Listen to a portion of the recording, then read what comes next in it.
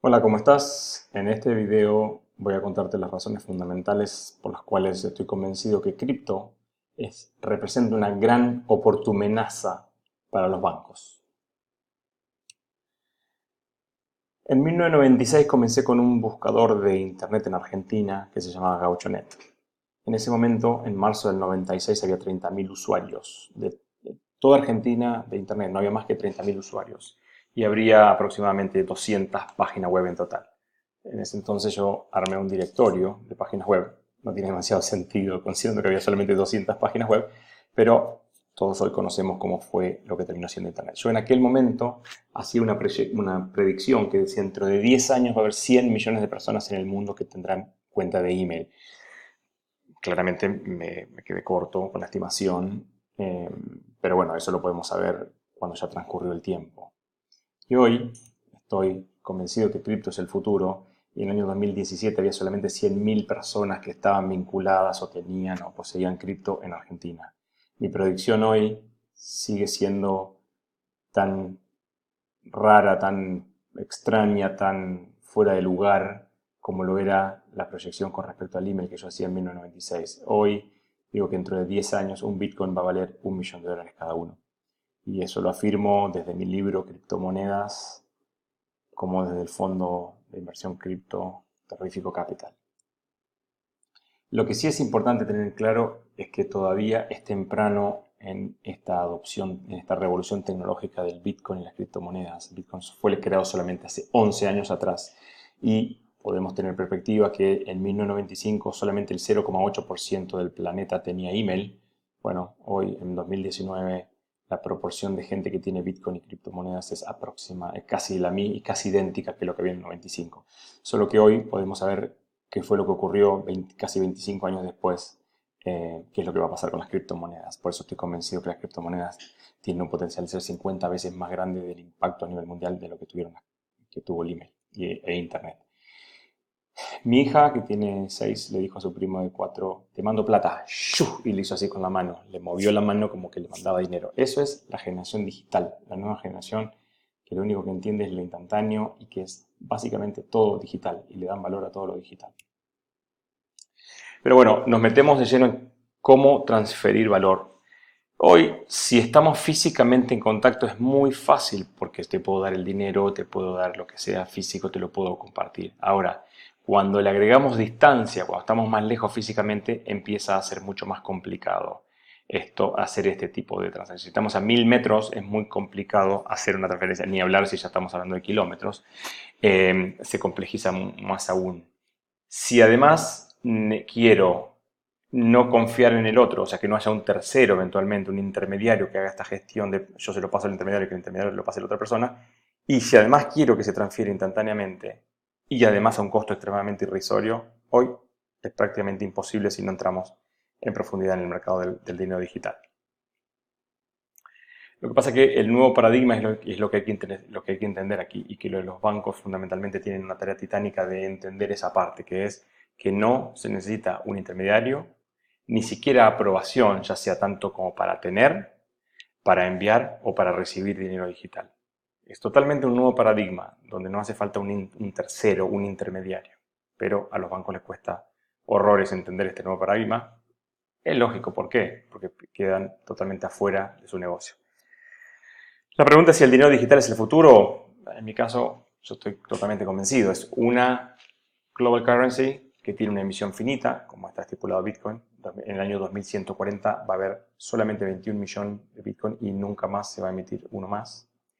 Es borderless, o sea, no tiene fronteras, es reconocible internacionalmente. Es prácticamente gratis.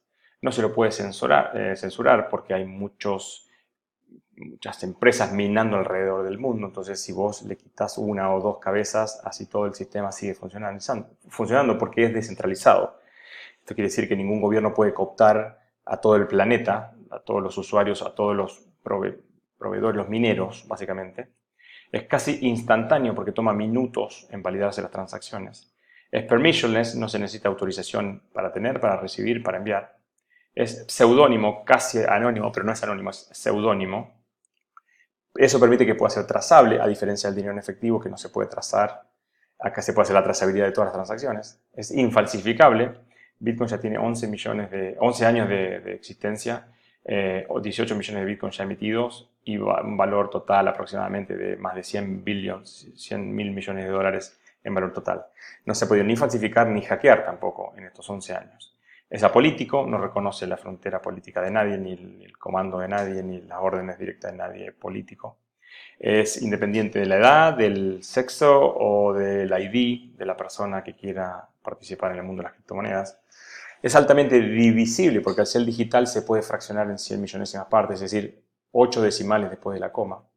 Y eso amerita o posibilita cosas muy interesantes que no eran posibles hasta la fecha, como por ejemplo el fractional ownership, que yo pueda tener un 0,0001% de un departamento, de una casa, y que eso genere renta. Eso hoy, acceder al real estate y a los bienes inmuebles está limitado a la gente que puede por lo menos tener 50.000, 100.000 dólares. Y muchísima gente queda excluida de eso. El fractional ownership es posible gracias al dinero digital. Es trustless, no se necesita confiar en nadie, no necesito confiar en nadie para poder participar de esta red del dinero digital, y naturalmente no se requiere ningún intermediario para participar en esto. Lo que sí es un concepto fuerte que me interesa volver para 1995, donde esto es un fax, y cuando surgió el email con fuerza, el fax estaba totalmente consolidado en el mercado.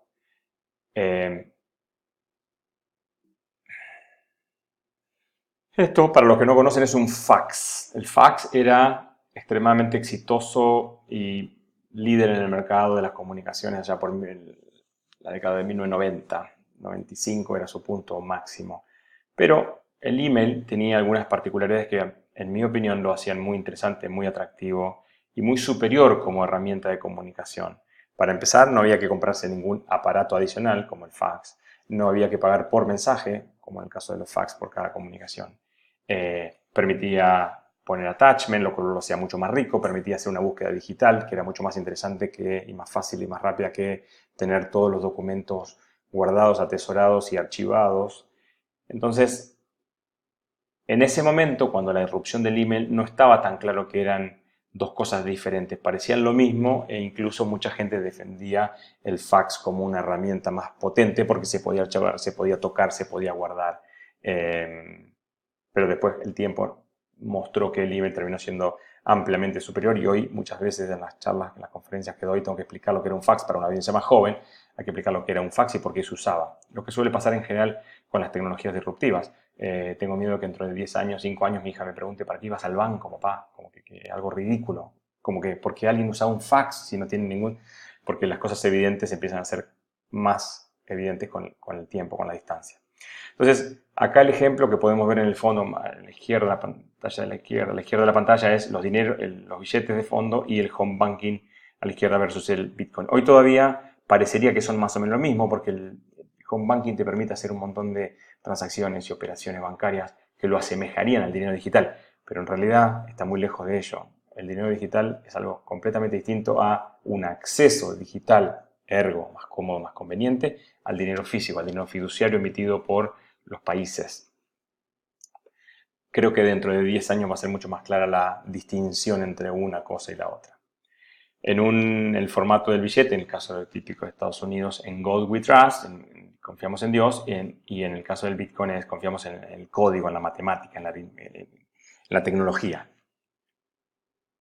Existen en el mundo 164, como me gusta llamarlos a mí, monedas con bandera. Y desde 1933, que a nivel global no ha habido un solo año de deflación. Todos los años hubo inflación a nivel global agregado. Algunos países tienen deflación, pero la gran mayoría tienen inflación. Es decir, pueden imprimir dinero a gusto y piacere. Hace 70 años, dos personas de un gobierno te forzaban a aceptar el dinero que ellos imprimían, el dinero fiduciario. Ellos controlaban todas sus políticas monetarias, pero uno no tenía opción. Hace 40 años empezaron a proliferar opciones, por ejemplo el oro, el real estate, y los gobiernos te pedías que vos confiaras en las decisiones de esas dos personas, pero uno empezaba a tener cierta libertad. Dentro de 10 años, con el impacto de cripto, los gobiernos te van a rogar que por favor dejes algo de tu patrimonio en dinero fiduciario, en dinero que ellos controlan, en dinero que ellos imprimen. Para ese entonces, la gran mayoría de la población va a haber elegido quedarse en dinero criptográfico de una u otra manera. Básicamente el dinero fiduciario es arbitrario. Dos personas deciden versus lo que ya está estipulado en el código, como en el caso de Bitcoin, que hay un porcentaje fijo de emisión estipulado hasta el año 2140. Ese es caso 1, tiene una inflación controlada. En el caso de Estados Unidos, imprimen dólares a aproximadamente razón del 2% anual. Versus algo que es finito. Después del año 2140 no va a haber nunca más de 21 millones de Bitcoin. Las nuevas generaciones nos van a preguntar a nosotros, pero ¿para qué ibas a un banco? Como que uno tiene que dar explicaciones por qué pagaba semejante cantidad de dinero para que le guarden el dinero, semejante cantidad de dinero cada vez que envía una transferencia, los tiempos que tomaba ridículos si un envío o una transferencia fue días y días, todas las limitaciones que tenían, no se podía operar un fin de semana, es cierto, uno puede configurar el home banking, pero no necesariamente va a pasar nada físicamente, el dinero va a seguir estando en la cuenta de uno. Los bancos tienen dos grandes desventajas, pero son temporales. Número uno, le falta el mindset correcto. El dinero fue evolucionando y ha evolucionado muchísimo y ahora hay que adaptarse porque este cambio, más que una evolución, es una revolución. Naturalmente los bancos han podido, gracias a sus grandes estructuras, a sus grandes presupuestos, a sus holgados márgenes de ganancia que tienen todos los años, han ido evolucionando y han ido acompañando, siendo creativos en la creación de nuevos productos y servicios financieros, en hacer home banking, en la banca móvil, pero ahora llega un dinero que revoluciona el concepto mismo del dinero y ahí es donde es importante tener el mindset correcto. Y segunda desventaja es que no tienen know-how interno. El mundo cripto se está desarrollando a una velocidad vertiginosa y estar a la altura de esos cambios y de esas innovaciones es extremadamente complejo, sobre todo cuando uno tiene hoy un negocio en funcionamiento. Hay dos peligros que pueden resultar mortales para un banco. Uno es la falta de flexibilidad para adaptarse, como nos gusta decir, es cambiar una turbina en pleno vuelo. El banco ya hoy por hoy está operando y tiene millones de clientes y tiene que darle servicios y tiene que atenderlos y tiene que innovar para no quedarse atrás versus la competencia. Por eso es como cambiar la turbina en pleno vuelo. Pero el problema que puede ser letal es la falta de visión. En el caso de Kodak, que todos recuerdan, eran ingenieros químicos, pero les cambió el mundo se tornó digital. Entonces, naturalmente se resistieron hasta que no pudieron resistirse más y terminaron quebrando. La compañía terminó quebrando, cerrando, porque no vieron que el mundo había cambiado y el mundo era digital. Lo mismo vemos en este caso. Los bancos pueden correr el riesgo de caer en la irrelevancia porque el mundo pasó a ser un mundo de dinero digital y seguimos con gente que está acostumbrada a trabajar con dinero fiduciario. La mayoría de la gente me pregunta, ¿pero los bancos van a morir? Yo creo que los bancos no van a morir, sino que solamente se van a tornar más irrelevantes. Si la mayoría de la gente empieza a tener la mayor parte de su dinero, su patrimonio, lo que se queda en dinero físico, o en dinero no invertido en activos físicos o en activos financieros, se deciden pasarse a dinero criptográfico, naturalmente, si los bancos solamente administran dinero fiduciario, el problema es grave porque se van a tornar muy relevantes. La conversación, lo que pasa, va a ser muy poco atractivo trabajar con un banco. Se estima ya que el 40% del dinero en 10 años va a ser criptográfico, porque la gente no va a preferir el dinero fiduciario. Van a cobrar su dinero, suponiendo que fuera un empleado del Estado, van a cobrar su dinero en dinero local y automáticamente lo van a transferir a ya sea alguna moneda estable o alguna moneda criptográfica que ellos prefieran. Los bancos no van a morir porque administran dinero fiduciario, pero ese dinero es el que está cambiando, porque ese dinero lo deciden dos personas de un gobierno, cuánta inflación va a tener, cuánto va a valer menos el dinero que tenga. Ahora existe una alternativa finalmente. La gente tiene una alternativa con el dinero que decide guardar. Esta es la analogía del banco con el fax, que para mí es muy vívida porque viví todo el auge del fax y la caída y podemos estar en una situación muy parecida con los bancos porque se mantienen ciertas similitudes que son dignas